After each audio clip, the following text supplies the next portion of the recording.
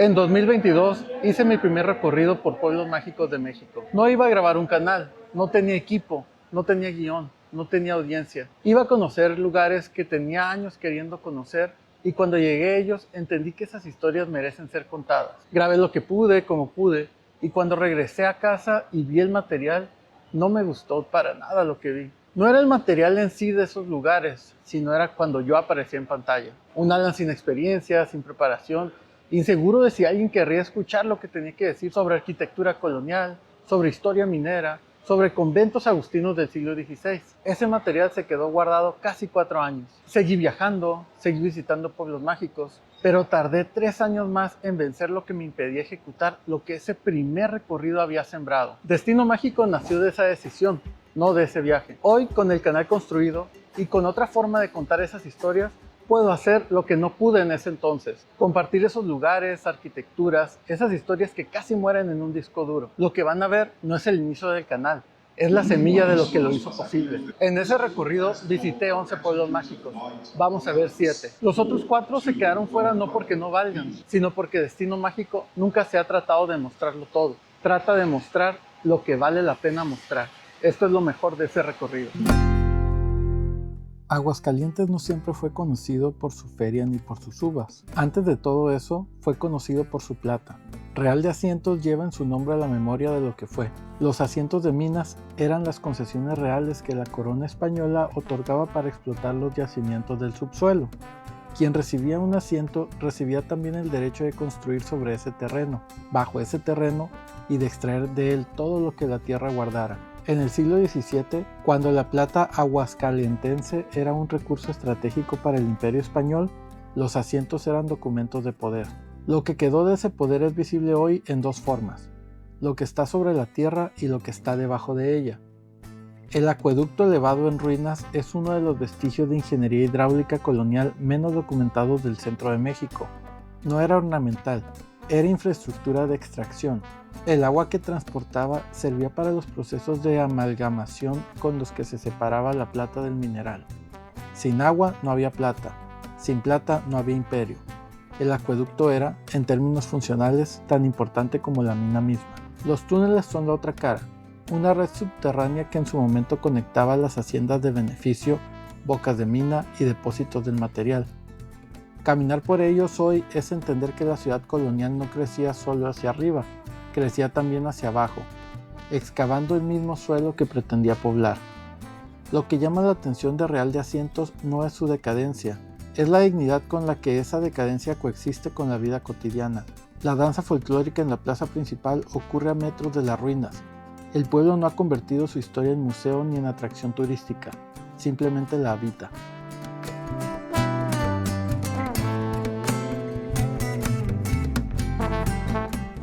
Calvillo tiene un problema de percepción que comparte con muchos pueblos mágicos de México. Es tan visualmente amable, tan fotogénico en sus colores y en su topografía, que es fácil no ver lo que está debajo de esa postal.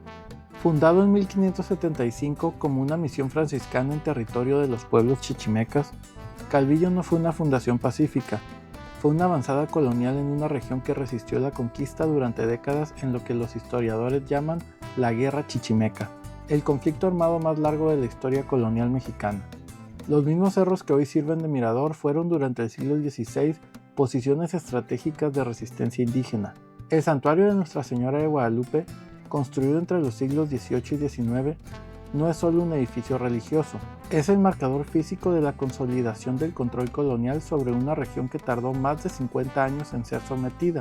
La arquitectura religiosa en los territorios de frontera colonial nunca fue solo espiritual, era también declaración de permanencia. Pero Calvillo guarda algo que ningún otro pueblo mágico de México tiene: el Museo Nacional de Pueblos Mágicos, un espacio que documenta con pretensión enciclopédica los más de 130 pueblos que el programa federal ha certificado desde el año 2001. Es, en términos conceptuales, el único lugar del país donde el programa que define a estos pueblos tiene un espacio físico propio.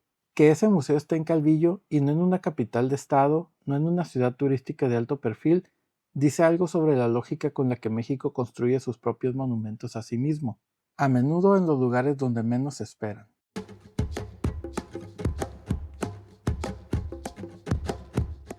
Hay ciudades que producen soldados y ciudades que producen pensadores. Lagos de Moreno, en el norte de Jalisco, produjo pensadores. El apodo de la Atenas de Jalisco no es una hipérbole turística, es el reconocimiento documentado de que este municipio, con una población que nunca ha superado el tamaño de una ciudad mediana, generó una concentración inusual de intelectuales, escritores y juristas en el siglo XIX y principios del siglo XX.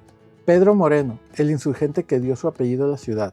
José Rosas Moreno, poeta y fabulista cuyas obras formaron parte de los libros de texto en México durante décadas. Mariano Azuela, médico del pueblo que escribió Los de Abajo, considerada la primera gran novela de la Revolución Mexicana. La lista es desproporcionada para el tamaño del lugar. El Teatro José Rosas Moreno, construido en el siglo XIX, no es solo un homenaje al poeta local, es el símbolo arquitectónico de una ciudad que entendió la cultura como infraestructura, con la misma convicción con la que otras ciudades construían acueductos o caminos.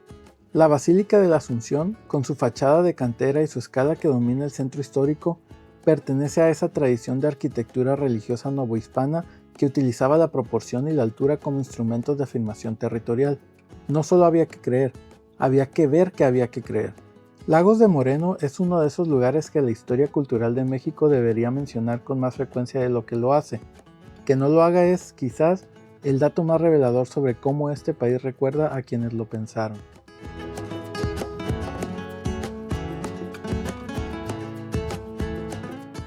Cuando recorrí estos 3 pueblos en 2022, aún no tenía el lenguaje para contar lo que estaba viendo. Sabía que me impresionaban, sabía que tenían historias que valían algo, pero aún no sabía cómo convertir esa impresión en algo que a alguien más le interesara escuchar. Lo que sigue es el momento del recorrido en el que entendí que la historia de México no necesita adornos, solo necesita a alguien que se tome el tiempo de querer contarla.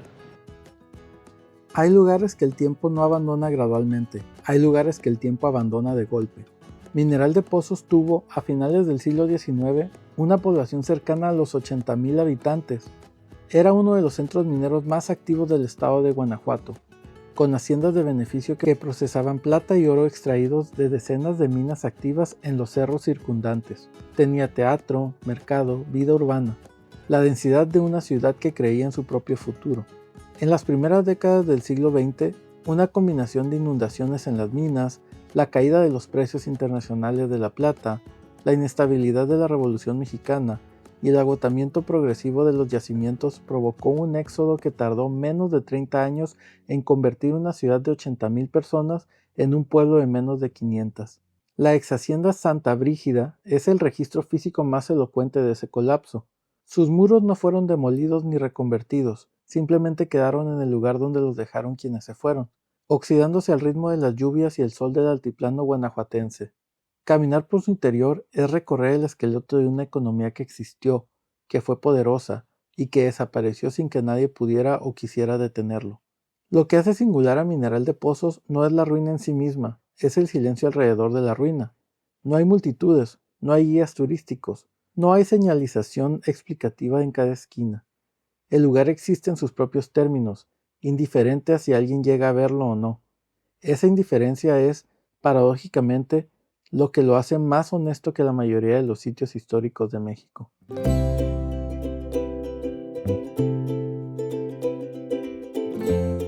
El 16 de septiembre de 1810, a las 5 de la mañana, el cura Miguel Hidalgo y Costilla tocó la campana de su parroquia en el pueblo de Dolores para convocar a misa.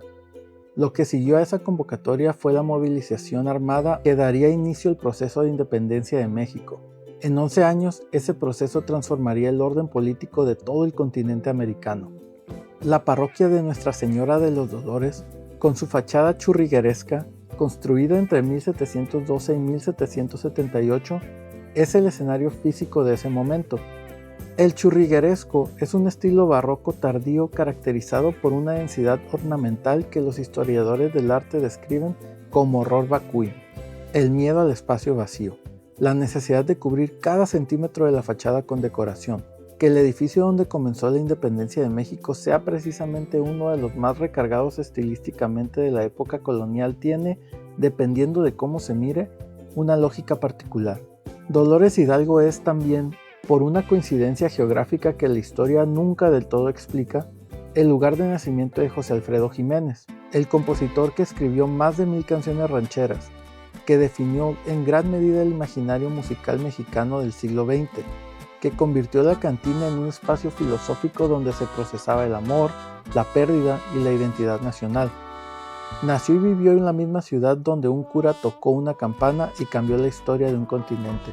La cantina donde José Alfredo pasó parte de su vida no es un monumento oficial, no tiene placa dorada ni entrada de cobro. Es simplemente una cantina que sigue funcionando como cantina, en la que ocurrió algo que valió la pena recordar. Su tumba en el Panteón Municipal tiene la misma lógica.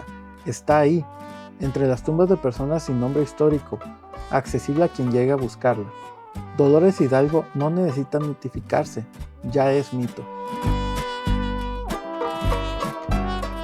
A partir de aquí, el recorrido entra en el Bajío Profundo, en la región donde los agustinos construyeron conventos que eran simultáneamente fortalezas, escuelas y declaraciones de poder, y donde Michoacán empieza a aparecer en el horizonte, que para quienes siguen el canal saben exactamente lo que eso significa. En 1550, el fraile agustino Diego de Chávez recibió la autorización para construir un convento en el Valle de Yuriria. Lo que construyó en los siguientes 19 años no fue solamente un convento. El exconvento de San Agustín de Yuriria es uno de los edificios religiosos más significativos del siglo XVI en México, no por su tamaño, sino por la síntesis estilística que representa. Su fachada es plateresca, un estilo de transición entre el gótico tardío y el renacimiento, llamado así porque sus labrados en piedra recuerdan el trabajo de los plateros, con una minuciosidad ornamental que resulta difícil de explicar en términos puramente religiosos. Esto era también propaganda. La corona española necesitaba demostrar en cada territorio que colonizaba que su civilización era superior a la que desplazaba. La piedra labrada era uno de los argumentos. Pero Fray Diego de Chávez hizo algo más que construir un edificio, construyó un lago. La laguna de Yuriria, con una superficie de aproximadamente 3.500 hectáreas, no es un cuerpo de agua natural en su forma actual, es el resultado de la ingeniería hidráulica colonial. El fraile ordenó la construcción de un sistema de diques y canales que represó las aguas del río Lerma para crear un reservorio artificial que irrigara las tierras agrícolas del valle. En el siglo XVI, modificar la hidrología de una región entera para sostener una economía misional no era una hazaña extraordinaria para los agustinos, era parte del modelo. Lo que resulta extraordinario es que ese lago, creado hace casi 500 años por decisión de un fraile español, sigue siendo el elemento que define la identidad visual y económica de Yuriria en el siglo XXI. La historia de ese pueblo es, en muchos sentidos, la historia de un cuerpo de agua que no debería existir y sin embargo existe.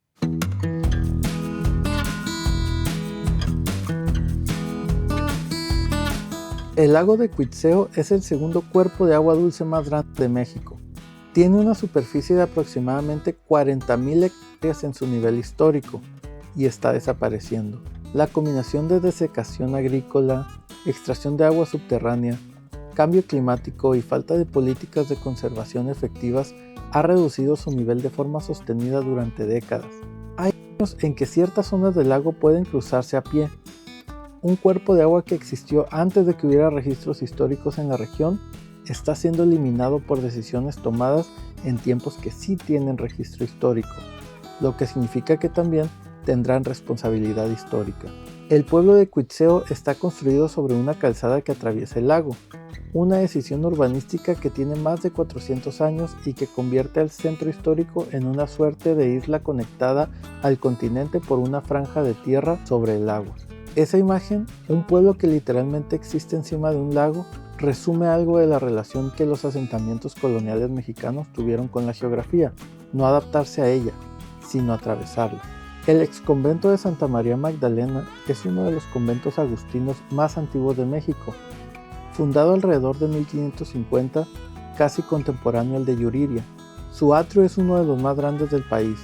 Diseñado con la intención de contener a las poblaciones indígenas que los frailes evangelizaban en espacios abiertos, porque los interiores no tenían la capacidad para alojarlas. La escala del atrio no es generosidad arquitectónica, es administración de multitudes. La zona arqueológica de Tres Cerritos, a orillas del lago, Es el recordatorio de que este territorio fue habitado y organizado políticamente mucho antes de que llegaran los agustinos.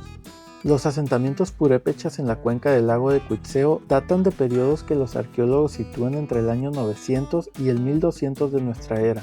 El lago no fue descubierto por la colonia, fue apropiado por ella.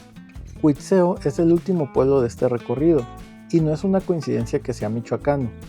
Michoacán aparece aquí como lo que siempre ha sido en la historia del centro de México. El límite, la frontera, el lugar donde una lógica cultural termina y comienza otra. Lo que viene después de este pueblo en el canal no es una continuación de este recorrido.